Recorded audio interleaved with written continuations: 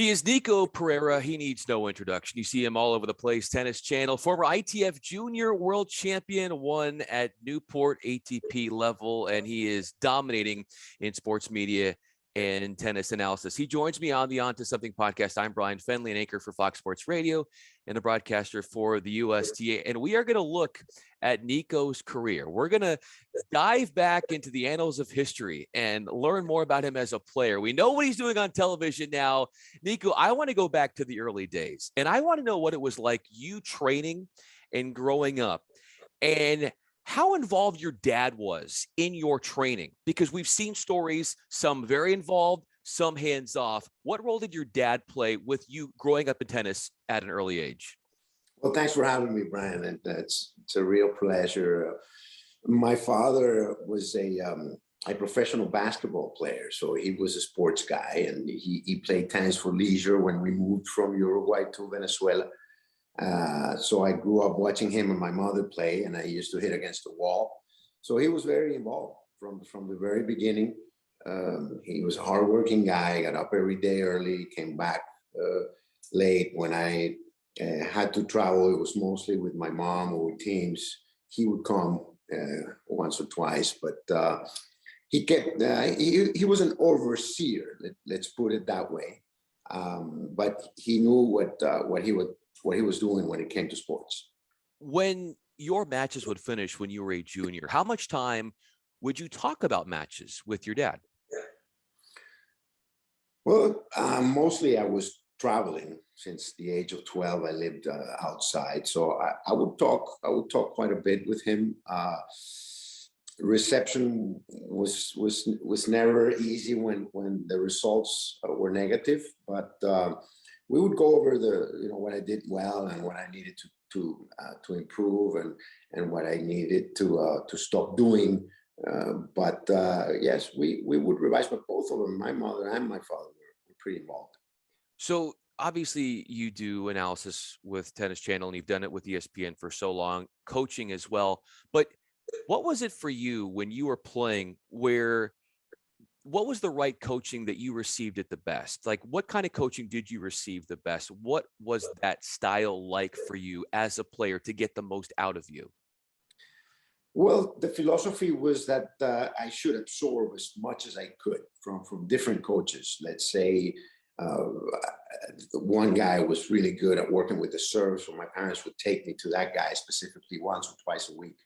Then when the situation called for a more psychological approach, they took me to somebody that was a little bit street smart, if you will, because being the child of immigrants, you grow up pretty isolated, and I'm pretty noble guy, so they wanted to maybe get a little bit of malice into me, because it is required to a degree, and so they would look for that. And then when it came time to be fitter, they would look for somebody that would put an emphasis on the physical side of things. So the philosophy was that as a youngster, you absorb a lot when you're younger, and as the mold gets hard, so to speak, it becomes a little bit tougher. So when I was under my parents' guidance up until the age of 14, 15, it was absorb as much as you can. Nico Pereira is with us. I'm Bryan Fenley. So you are absorbing all these different things from all these different people, from those helping you with your serve, those helping from a mental standpoint. How much pressure did you feel at that early age to try to live up to the expectations that were thrown your way, considering how much you were specializing in different aspects of your game to make you the best product, and handling that as a teenager? Well, back in the day, when I was born in 1970, tennis was not considered a career.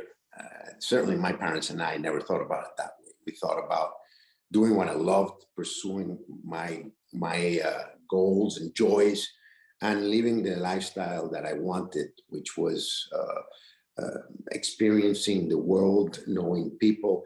And I consider tennis to be a vehicle for me to do that. And it continues to be to this day, as much as I've tried to leave it behind. I haven't been able to, and I'm grateful at 51 to have had the path that I've had. But a lot of it has come as a result of who I am as a person and how I choose to live my life.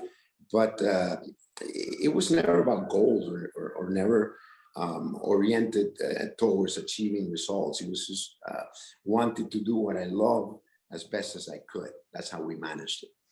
How do you look back at your time, right? 9 to 10 years you were on the tour. How do you look at how you performed in terms of any regrets, the injuries, and how do you sum it up from your perspective? It's a tough one. It is what it is. Everybody has regrets. I wouldn't change anything because it is my path. So I don't choose to look at it that way. I choose to look at it as getting better every day and improve as a person and as a professional and as a father and as everything. But yeah, I left home pretty early. That was a tough one. That's something I do not recommend. Left home at 12 because competition in Florida made me grow. But that was a big chance that we as a family took. Luckily, I don't think it turned out that bad, but that is all due to my parents and the upbringing that they gave me. What's the one match during your professional career that you find your mind drifting towards just out of nowhere? You just start thinking about it. There are a couple. One, probably the Davis Cup match that we played to go up to the World Group. We were leading 2-1 in the Sunday tie, and I was playing the fourth rubber, and I lost in 4 sets to Kenneth Carlson. And if we would have won that match, we would have gone on to the World Group. That was in 1995. Then there were a couple of others, both at Wimbledon. Lost to Lendl when I was 18 in the first round in a 5-setter out in court 1. That would have definitely changed my career, I would think. And then back in 94 against Agassi, I was up 4-3 in the 5th serving, and I ended up losing to Andre in that second round of Wimbledon. So I would go to those 3 matches. What did you learn about yourself from that Agassi match? Because I was watching some of it.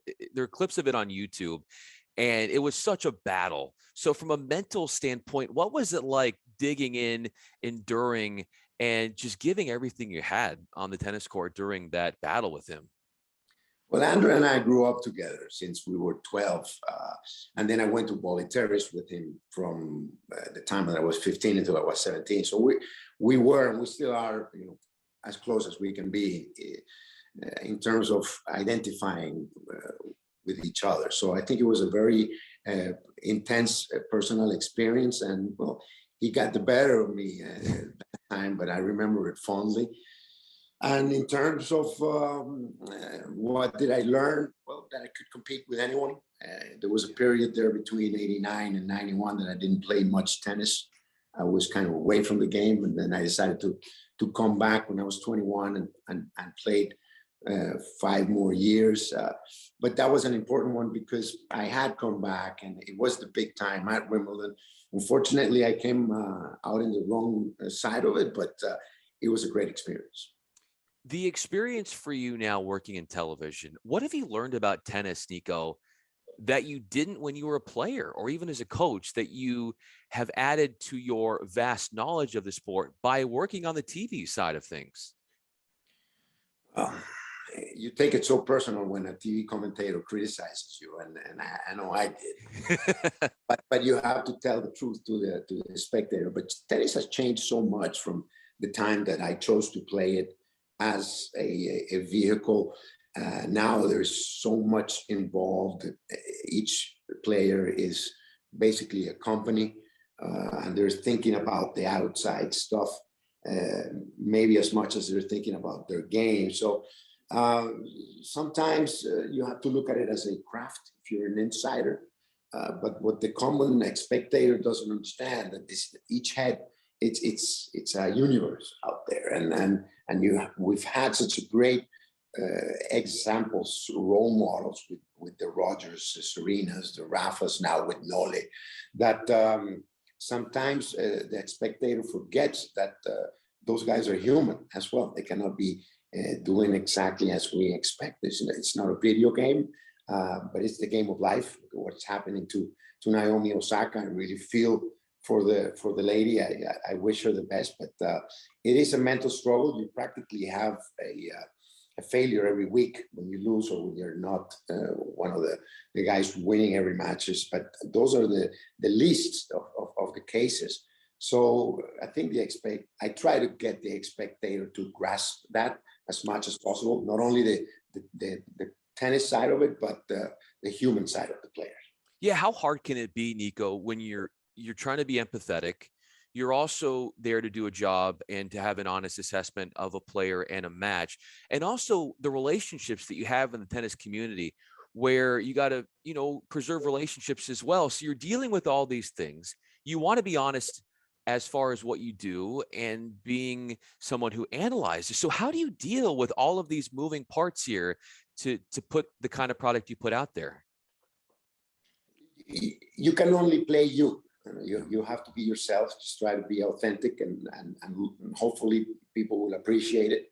I learned a long time ago that you can not be everybody's golden coin. That some people are just not going to take to the way you go about your business, or you carry yourself, or you try to portray a situation. You just have to be honest with yourself at all times, and hopefully improve and be better.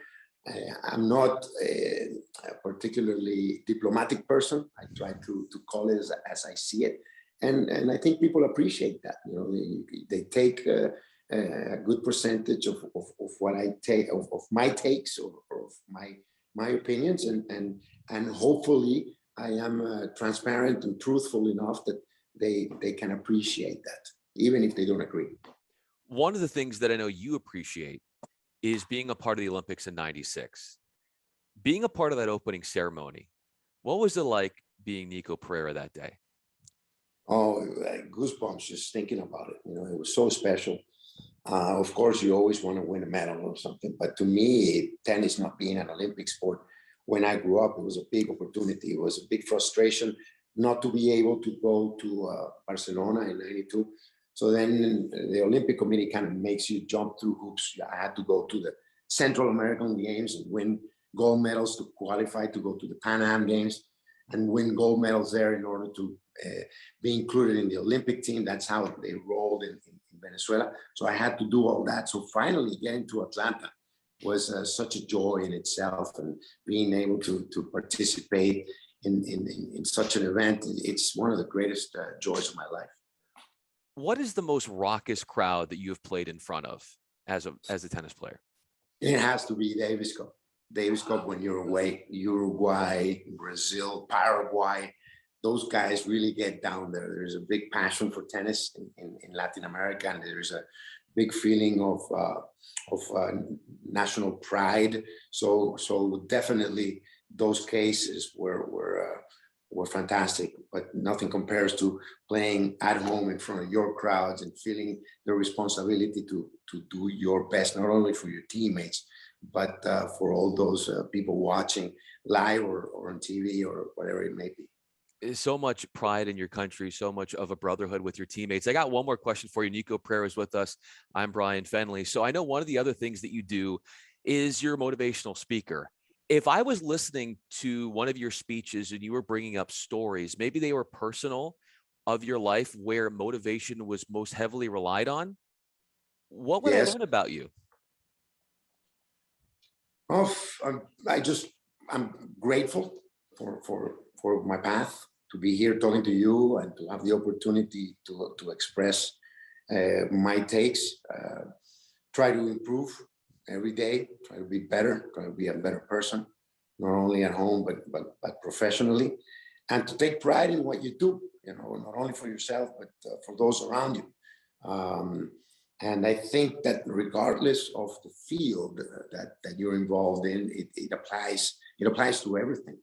And that's what I try to do, to be yourself, and to deal with the difficulties or the shortcomings that you might have as a person or as a professional, and how to go about improving those details or improving those faults, if you may, and become a better you and be happy, even if it means starting from scratch in something you're not that knowledgeable. If you feel that you're not in the right path, to have the courage to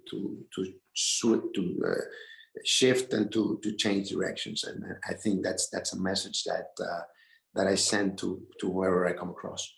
Well, the version of you right now is an awesome version, and tennis is blessed and grateful to have you as such a great diplomat and an ambassador to the sport, television, coaching, and of course, as a player. Nico Pereira, thanks for talking about your story. I'm Bryan Fenley. My pleasure, Bryan. Thank you very much.